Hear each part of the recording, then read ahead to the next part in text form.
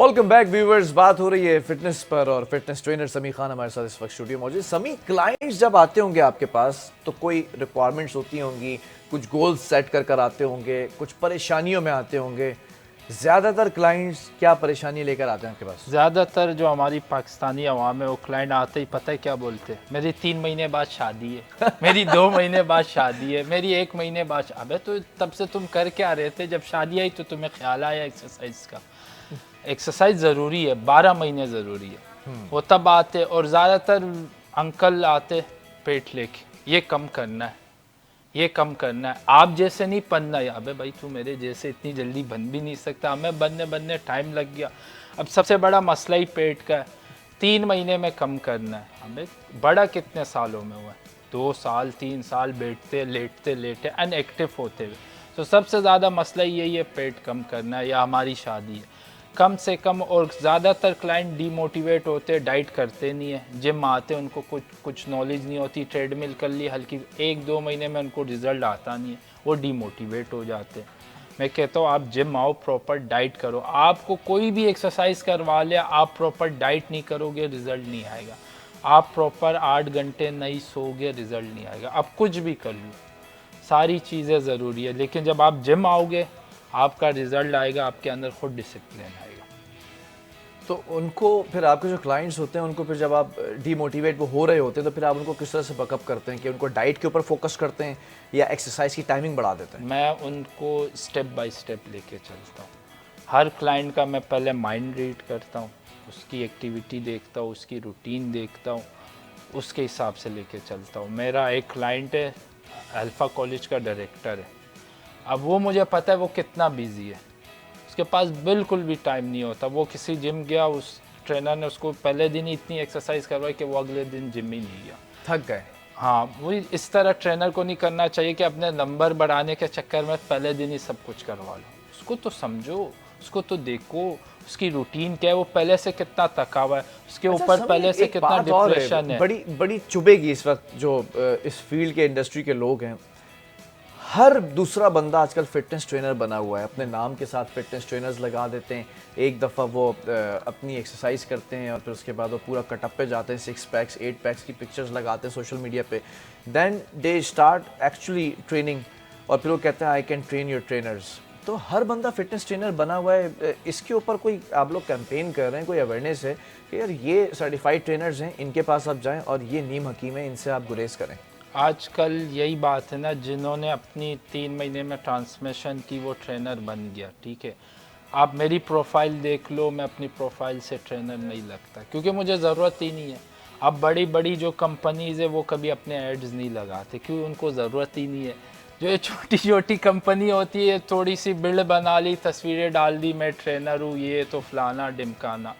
अब हम किसी को रोक तो नहीं सकते। ये है कि अब ना पाकिस्तान में बहुत ज़्यादा जगह एक्टिविटीज़ भी होती है और इनके कोर्सेज़ भी होते हैं, इंटरनेशनल कोर्सेज़ भी होते हैं, लोकल कोर्सेज़ भी होते हैं। जिनको करना है आ जाए, जिनको नहीं करना आप क्या कर सकते। अब इंटरनेशनल कोर्स की कम से कम 4.5 लाख रुपए फ़ीस है, जो 3 महीने का कोर्स होता है। अब कोई करता है, कोई नहीं करता। अब मसला ये कि जब से लॉकडाउन हुआ है ना, जिम फिटनेस की बहुत ज़्यादा लोग आ गए इस तरफ। अब लड़कों से ज़्यादा लड़कियां आ गई, सैंडो पहन लिया वो। अब जिनको भी वीडियो वायरल करनी होती है वो जिम से ही करते। तो इस वजह से इस फील्ड में ट्रेनर बहुत सारे आ गए और कुछ लोग तो बस कि मैं हुई ट्रेनर वो। अब मैं बोलता हूँ देखो, आप 3 महीने का कोर्स भी कर लो ना, आपने पढ़ लिख लिया, लेकिन आपके पास एक्सपीरियंस नहीं होगा, आप नहीं कर सकते। आपको सबसे पहले क्लाइंट का माइंड रीड करना पड़ेगा और क्लाइंट भी इसी तरह समझ सकता है कि अगर फिटनेस ट्रेनर आपका माइंड रीड कर रहा है, अगर आपके साथ उसका बॉन्ड है, तब आप you can go for it. Otherwise you have to change your trainer who can train your trainer. और सभी एक चीज़ और है, मुझे जो है अच्छे से पता है कि आप स्पोर्ट्स बाइक के भी बड़े शौकीन हैं। स्पोर्ट्स बाइक का सफ़र कहाँ से शुरू हुआ और कैसे घर में स्पोर्ट्स बाइक की लाइन लग गई? ये कभी एक होती कभी दूसरी होती है। शौक तो मुझे बचपन से था बाइक का, स्पोर्ट्स बाइक का। फिर धूम मूवी आई, उससे शौक हुआ। फिर मैंने कभी सोचा नहीं था कि मैं बाइक लूँगा। जाहिर सी बात है, बहुत एक्सपेंसिव है, हमारे पाकिस्तान में बहुत ज़्यादा ड्यूटी लगती है, 300% ड्यूटी लगती है। तो फिर मैं बोलूँ ना पूछो, ज़्यादा बेहतर है। मेरा 2017 में ब्रेकअप हुआ था। उसके बाद मैंने अपना माइंड चेंज करने के लिए, एक अटेंशन के लिए मैंने बाइक ली थी, ताकि मेरा वहाँ से माइंड मूव मतलब हो अच्छी ना। एक्टिविटी है माइंड हाँ, चेंज करने के लिए ना व्यूअर्स। सबसे बेस्ट एक्टिविटी है। मैं यकीन करो, आप जितने आप दुखी हो, जितने डिप्रेशन में हो, सिर्फ आपने बाइक स्टार्ट की और आप गए, सारा डिप्रेशन ख़त्म हो जाता है। ये मैं आपको चैलेंज कर रहा हूँ।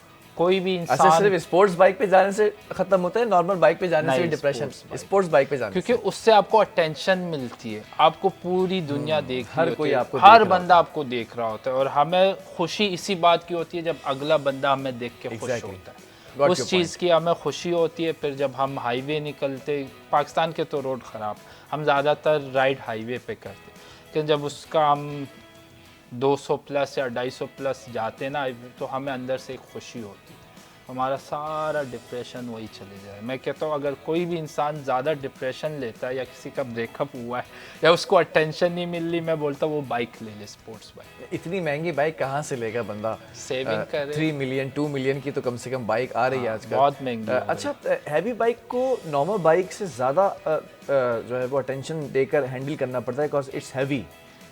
तो उसके लिए ज़रूरी है कि आपकी अच्छी खासी जान होनी चाहिए? नहीं, हैवी बाइक जो होती है ना, उनका रोड ग्रिप बैलेंस बहुत अच्छा होता है आम बाइक से, बहुत बेहतरीन। सिर्फ ये कि प्रैक्टिस चाहिए, एक प्रैक्टिस, और दूसरा आपने किसी को देख के जज्बाती नहीं होना। वो लड़की को देख के या किसी को देख के जज्बाती एक्सीलेटर नहीं। दे दिया और हाँ, चले गए हाँ, और आगे टकरा गए किसी से। हाँ, आपने प्रैक्टिस, बस इसकी मेंटेनेंस बहुत महंगी है, इसका ऑयल चेंज करना वगैरह वगैरह बहुत एक्सपेंसिव।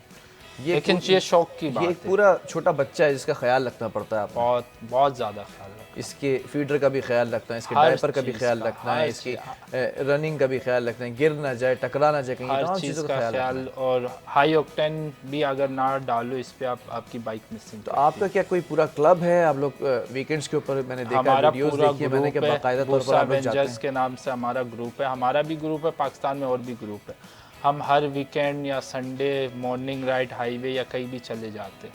कभी 50 बाइक होती है, कभी 20 बाइक होती है, कभी 25 बाइक होती है। अपना माइंड फ्रेश करने के लिए हम चले जाते हैं। क्या करते हैं? रेसिंग करते नहीं, हैं? कंपटीशन होता है? नॉर्मल अपनी राइड करते, नॉर्मल, कोई रेसिंग वगैरह नहीं। अपने हिसाब से जितनी तेज़ चला ली। लेकिन कभी ऐसा होता है कि मेरे पास जो है वो 700 सीसी बाइक है, किसी के पास 400 सीसी है, किसी के पास 1000 सीसी है, तो कभी कंपटीशन होता है कि यार अब अगली दफ़ा ये वाली बाइक लेनी है? होता है। अब मेरी सबसे पहले R6 थी, यामा R6 600 सीसी थी।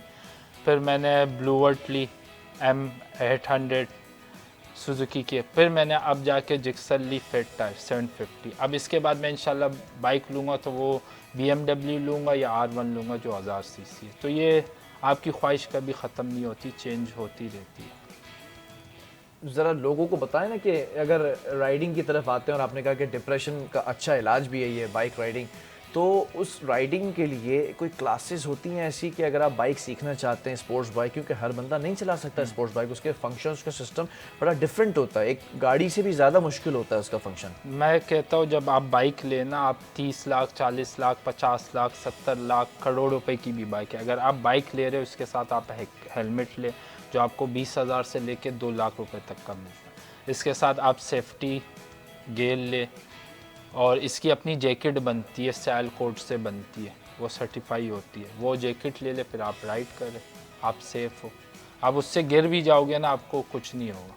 अच्छा, कराची की अगर बात करें या ओवरऑल पाकिस्तान की बात करें, क्लब्स हैं जो स्पोर्ट्स बाइक चलाना सिखाते हैं? अगर कोई बाइक ले लेता है लेकिन उसको ऑब्वियसली हैंडल करना नहीं आता, कुछ ऐसे लूप होल्स होते हैं कि आप जो है वो कहाँ से गुजर रहे हैं? या क्लब तो नहीं है, मुश्किल से अभी ओमनी ट्रैक खुला है वो गाड़ियों के लिए। लेकिन मैं ऐसे लोगों को जानता हूँ पाकिस्तान में, जो सबसे फेमस है वो खावर बन्नी है, उसके बाद अली सुमरो है, वासिक भाई है, जेजी भाई थे, उनका इंतकाल हो गया। ये जो ग्रुप के एडमिन्स होते या जो हमारे ये भाई होते हैं ना, जैसे खावर भाई, अली भाई, ये सिखाते हैं। आप इनके पास जाओ, ये आपको प्रॉपर स्टॉपी विल्ली जो चीज़ आप बोलोगे वो आपको सिखाएंगे स्टेप बाय स्टेप। और इसके पीछे हल्की सी एक्सटेंड लगती है, वो बना के देते व्हील टाइप, तो उससे आप इजीली व्हीलिंग वगैरह कर सकते हो। आप ना इधर गिरोगे ना आप इधर गिरोगे, ठीक वो है, अलग से आप बैलेंस्ड हो जाता है। करना पड़ेगा। चलें जी, बहुत शुक्रिया समी। प्रोग्राम का वक्त भी जो है वो ख़त्म होने की तरफ आ गया है। Thank you very much for coming here. और व्यूअर्स, सवाल यहाँ पर मैं ये करता हूँ लोगों से कि आप जब भी बाइक राइडिंग करें, चाहे स्पोर्ट्स बाइक हो चाहे नॉर्मल बाइक हो, आपने हेलमेट ज़रूर पहनना है। मैंने बड़े केसेस देखे हैं, ख़ास तौर पे जब ड्राइव कर रहे होते हैं हम तो देखते हैं कि बड़ा बुरा एक्सीडेंट होता है, लेकिन वो शख्स जो है वो सेफ़ हो जाता है। क्यों सेफ़ हो जाता है? क्योंकि उसने सर पे हेलमेट पहना होता है। ये जब सर जाकर लगता है फुटपाथ पर या ज़मीन के ऊपर, तो ये वो हड्डी है सर की जो खोपड़ी कहलाती है, ये रिपेयर नहीं होती है। बहुत मुश्किल हो जाता है अपने आप को बचाना या दिमागी तवाज़ुन को बरकरार रखना उस वक्त। जिस्म की कोई और हड्डी अगर फ्रैक्चर हो जाए तो बहुत जल्दी जुड़ जाती है। लेकिन अगर आप बचना चाहते हैं तो आपने हेलमेट का इस्तेमाल ज़रूर रखना है। और आपसे एक वादा और करते हैं कि इन राइडर्स के साथ एक सुबह आपके लिए एक ख़ास तौर पर प्रोग्राम ज़रूर लेकर आएंगे। प्रोग्राम का वक्त ख़त्म हुआ। अपने मेज़बान बिलाल खान को दीजिए इजाज़त। अल्लाह हाफ़िज़।